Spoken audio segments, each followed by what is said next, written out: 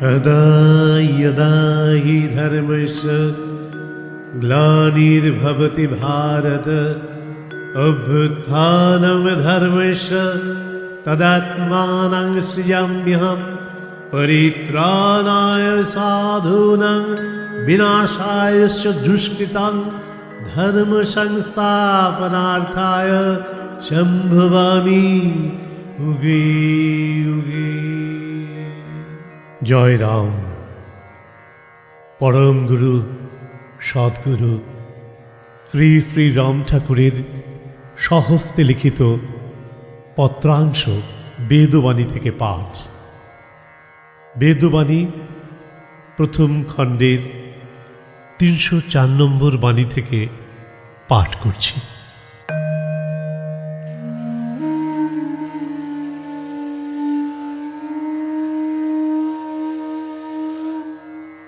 প্রারব্ধের আধিপত্য সকল সময়ই ঘটিয়া থাকে, তার জন্য চিন্তা কি? ভাগ্যের উপর কাহারও কোনো আধিপত্য নাই। ভ্রান্তিবশত কর্তৃত্ব করিতে গিয়া সুখ দুঃখের ভাগী হয়।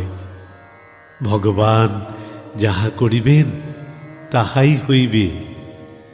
সংসারে যদি লোকের কোনো কর্তৃত্ব থাকিত তবে এ লোকে কাহারই কোনো কষ্ট কি কোনো রকম অভাব হইত না।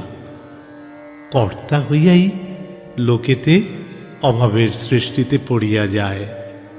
ভগবানের উপর নির্ভর করিয়া সকল ভার ন্যস্ত করিয়া যিনি থাকিতে পারিয়াছেন তাহারই কোনো অভাব এ জগতে দেখা যায় না।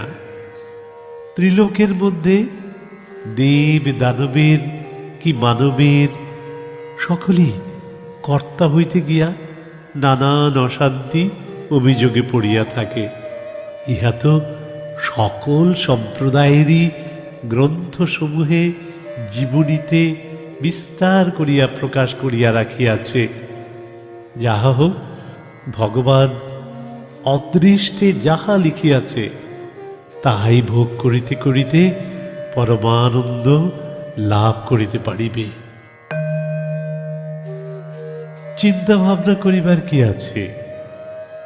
তুমি শরীরের গুণের প্রতিভায় চালিত হইতেছ, তাহার কর্তা না হইয়া কেবল নাম নিয়া পড়িয়া থাকো। নামই উদ্ধার করিয়া লইবে। নাম ছাড়া আত্মীয় কেহই নাই জানিবে। নাম করিতে ভালো মন্দ বিচার করার কারণ কি? যখন যেমন হয় প্রারব্ধবশত তাহা তখন তখন করিয়া যাইবে। ভগবান অভাব সাগর হইতে ত্রাণ করিয়া দিবেন। অদৃষ্ট চক্রে জীবগণ স্ব স্ব কর্মে ঘুরিয়া বেড়ায়। ভগবানের নিকট তাহার ভক্তি দেবীর আধিপত্যে অদৃষ্ট ভোগ করিয়া যায়।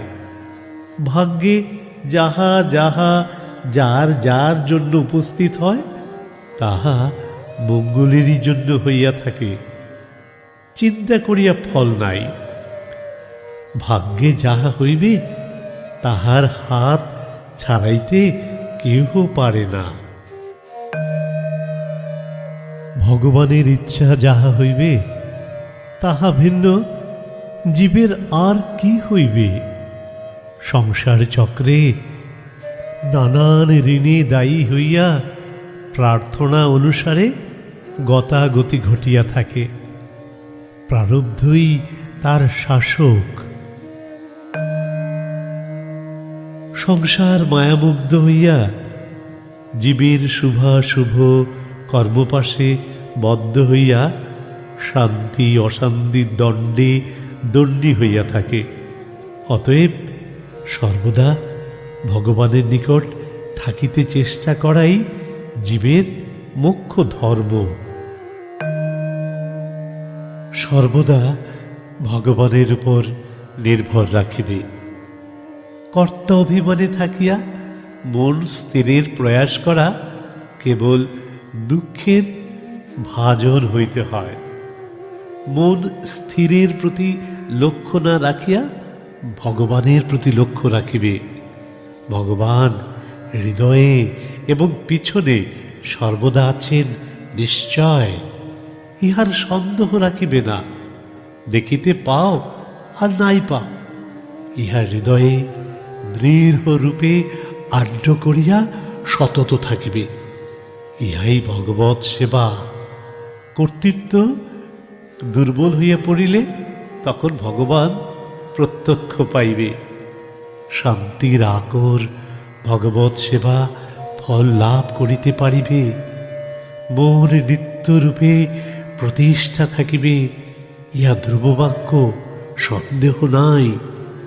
সংসার শব্দটি লোকেতে এই ভাব হইতেই আসিয়াছে, কারণ বাসনা কর্তৃত্ব ভ্রান্তি সাগরে পড়িয়া নানাবিধ লাঞ্ছনা ভোগ হয় বলিয়াই সংসার ক্ষেত্র উপাধি ধারণ করে। ইহাই ভগবত মায়া, ভগবানের স্মৃতিলুপ্ত জানিবে। সর্বদা ভগবান প্রাণরূপে হৃদয়ে গতাগতি করে, ইহা সত্য। অতএব ভগবান পদে আশ্রয়ে অবিশ্বাসের কোনো কারণ নাই। বিশেষত গুরুরূপে সর্বদা স্মৃতিপটে প্রকাশ আছে, ভয়ের কোনো কারণ নাই। সংসার মায়াময়। ভ্রান্তি সূত্রে জীববদ্ধ হইয়া নানান বাসনায় গুণে আবর্তনে পড়িয়া সুখ দুঃখের তরঙ্গায়িত হইয়া বিঘোরে ঘুরিতে থাকে। ইহাই ভগবৎ রাজ্যে কালের শাসন। এই ভোগ আয়ত ক্ষেত্র মুক্তির জন্য দিবানিশি সকল অবস্থায় সহিষ্ণুতার দ্বারা অনন্য ভক্তি ভগবানের সেবা পরিচর্যা করিতে করিতে এই সকল ভোগদণ্ড অভাবের অভিযোগ মুক্ত হইয়া পরমানন্দ পদ ভগবানের আশ্রয় পাইয়া নিষ্কৃতি পায়। অতএব সকল অবস্থায় নিত্য সেবার ত্রুটি করিতে নাই। অনন্য চেষ্টার দ্বারায় কার্যক্ষেত্রে প্রারব্ধ কর্ম সকল ক্ষয় করিবে, নামে পড়িয়া থাকিবে, নামেই উদ্ধার করিবে। মনের ও বুদ্ধির দ্বারা জীবদেহাদি ইন্দ্রিয়গণে যে প্রবোধন হয় তাহা ভ্রান্তিমূলক, স্বল্পমাত্র জানিবে। পতিব্রতা ধর্ম ব্রজ পরিকর নিয়তেই অষ্টকালীয় সেবা বিধানে নিমগ্ন থাকিয়া বেদ বিধির শাসনকে তুচ্ছ করিয়া ভগবৎ ভক্তিরূপ পতি মুখাপেক্ষ থাকে। প্রারব্ধ শাসন তাপাদি সংসারের উপলব্ধি সুখ দুঃখাদি ভোগ করিয়া দেহত্যাগরূপ যজ্ঞ সমাপ্তে অবিচ্ছেদীয় যোগ প্রাপ্ত হয়। ইহাই সাবিত্রীব্রত, পরম ধর্ম, সত্য উপাসনা।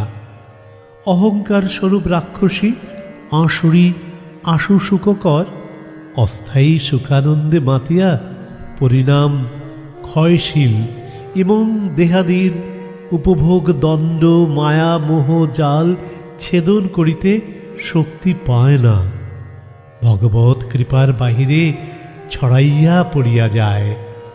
অতএব সর্বদাই সত্য মুখাপেক্ষ থাকিয়া সংসারের প্রারব্ধ প্রাপ্ত যজ্ঞাদি শেষ করিয়া পরম পবিত্র শতসিদ্ধ ভক্তিরস আশ্রয় করিতে যত্নবান হইবে।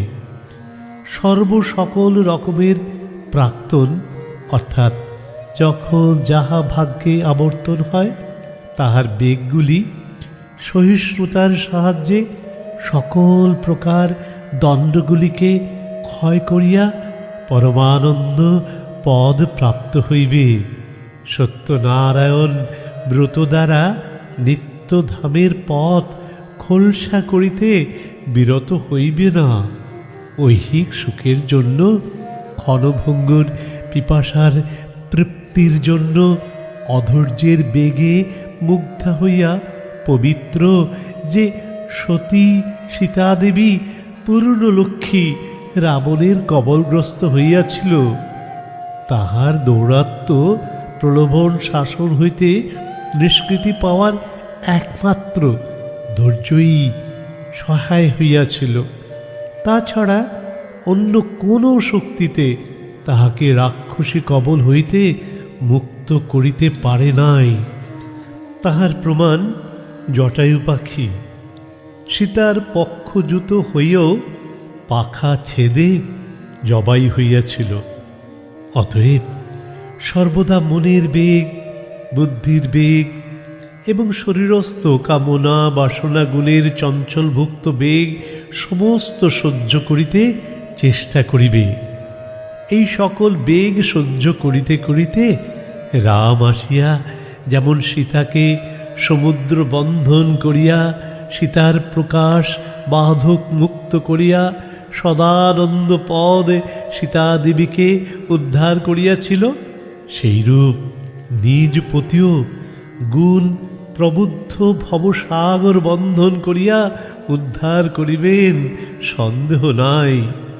কর্মের আবাহন বিসর্জন না করিয়া কেবল যাহা যাহা সংসারে ভাগ্যবশে উপস্থিত হয় তৎসমস্তকে কর্তৃত্ব বলেই হোক কি অকর্তৃত্ব বলেই হোক, যেমনইভাবে হোক করিয়া যাইতে থাকিবে। গুরুই সুধাক্ষরণ কৃপাবর্তে উদ্ধার করিয়া নিত্যধামে নিয়া যাইবে, সন্দেহ নাই। সকল কর্মেরই ফল অর্থাৎ লাভাদি সুখ দুঃখের বোধন যথাসাধ্য সম্বরণ করিয়া যাইবে। ধৈর্যই পরম ধর্ম। জয় রাম।